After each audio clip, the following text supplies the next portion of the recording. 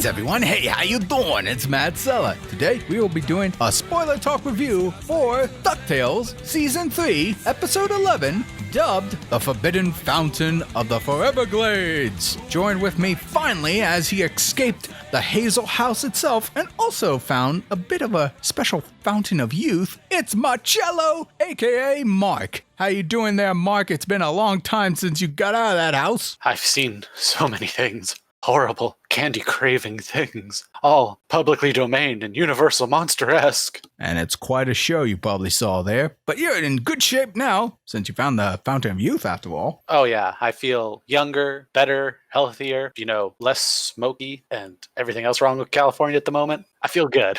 Well, that's good. I'm glad to hear some good news in this crazy-ass year. Anywho, folks, without further ado, let's get right into this review. But before we get into that, actually, I have a question, maybe for Marc, or maybe for the viewers watching here. I was going to have a couple other reviews aside from DuckTales come out. I was going to do a solo review for Carmen Sandiego Season 3. However, after I watched the episodes, there were only 5 episodes released, where Netflix usually releases 10 episodes for animated content. They didn't this time, and I don't know if they were going to do the BoJack Horseman thing, where the final season, they released half of it, and then a few months later, released the second half. And so I don't know if they're doing the same thing for Carmen Sandiego. So someone let me know if that is the case, because if it is, I'm going to reserve doing a review for that until all of Season 3 episodes are released. And I also know we have the final season of Kipo and the Age of the Wonder Beast that just came out.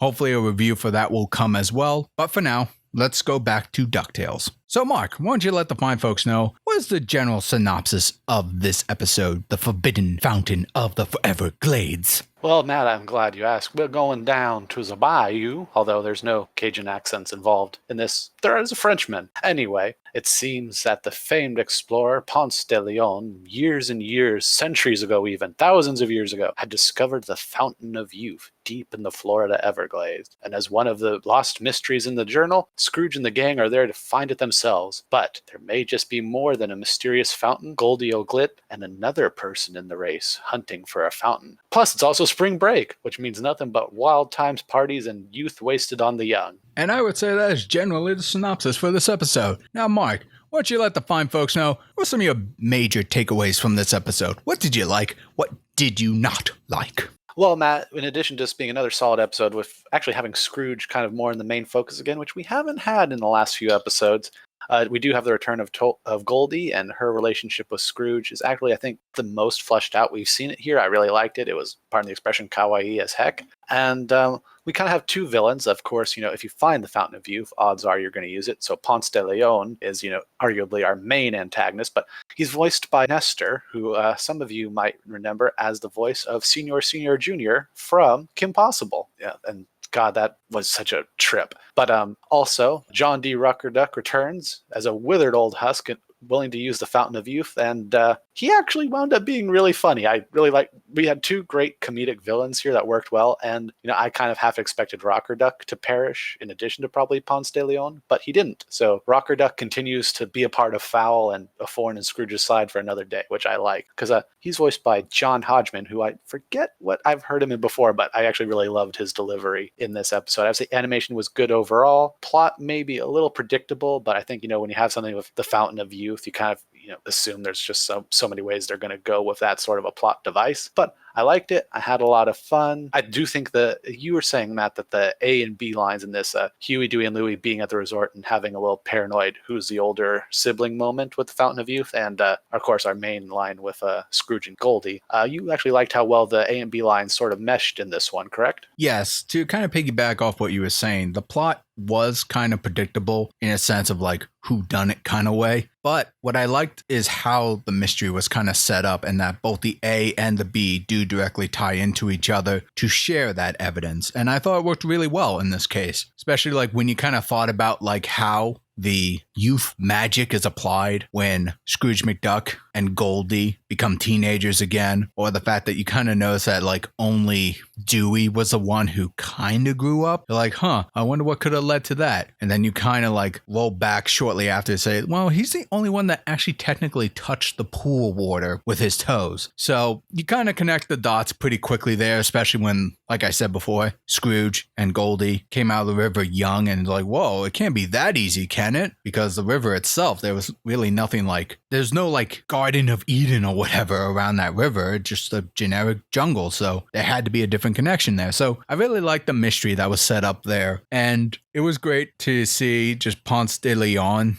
tied in directly to like owning the hotel and doing like this kind of creepy system here to keep himself forever young by like turning young people into like old withered folks. And even though the episode doesn't directly show like the Futurama Fountain of Youth angle of like, oh, if you stay in there for too long or whatever, you'll like turn into a skeleton or something like that. This episode does kind of imply that in the backstory and what may have happened to De Leon at the very end. I do kind of like that because my whole thing would be, well, how did no one ever find out about this? Well, you literally push them in the pool. They just become too old to remember. I was like, that is a brilliant cover up.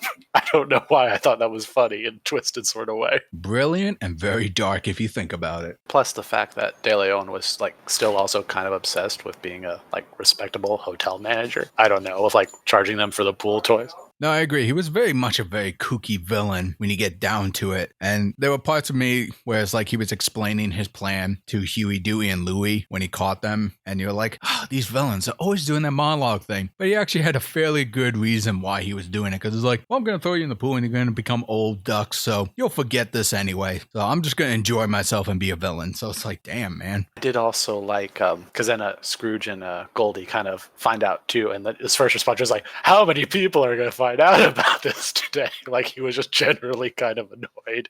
Like, I don't know. It was just, it was a funny episode, even if it did get dark in some places with when you really think about aging and everything. And just Webby, having a bad day and being beaten up and just, I don't know, slowly regressing into an old person mentally. I think I relate to that in a way. Yeah, no, that was a great visual gag of them just being young teenagers now, and Webby, who hasn't been aged anywhere, she's just like, man, I'm just having a really bad day. I'm like, girl, I feel you. And just even at the end when like Dewey returns back to Norb, he's like, okay, Webby, looks like you need a hit of this too. She's like, I didn't fall in the pool. I just had life is just hard, man. But yeah, I say generally this has been a fun little adventure episode. We had a continuation on the overall arc of Finch's journal, which was great. And like you said, we had a more Scrooge-focused episode, which is always welcomed. And yeah, I really don't really have much negatives, to be honest here. Aside from maybe like the mystery not being as in-depth and like shocking, it was still a fun episode nonetheless. Absolutely. Fun to have Rocker Duck back and just